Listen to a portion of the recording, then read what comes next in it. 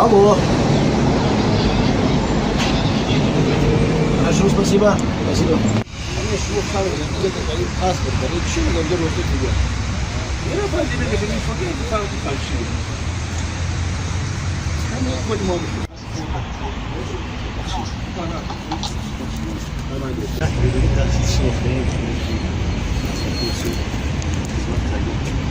Hizmet randevu yapacak. Şunu mu? Ben hizmet ediyorum. Ay dinle diye mi için yapıyorum ama.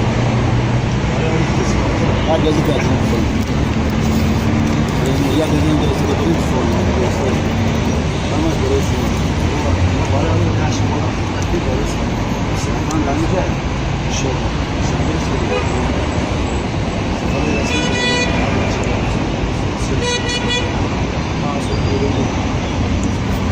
Bakar tutan olur zaman olur.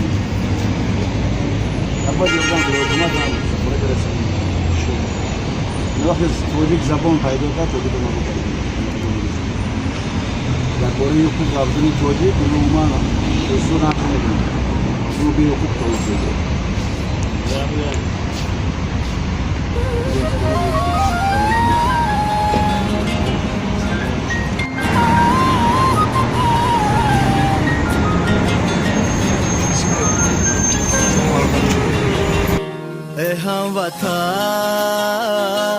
ای هموطن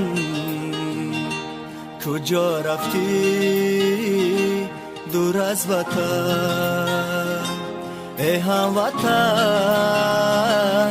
هموطن چرا رفتی دور از وطن ای غریب بچه بیا بر وطن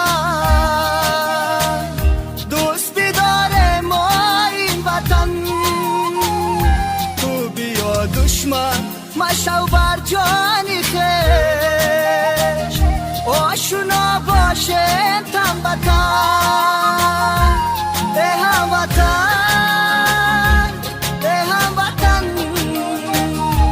کجا رفتی دور از وطن کجا رفتی دور از وطن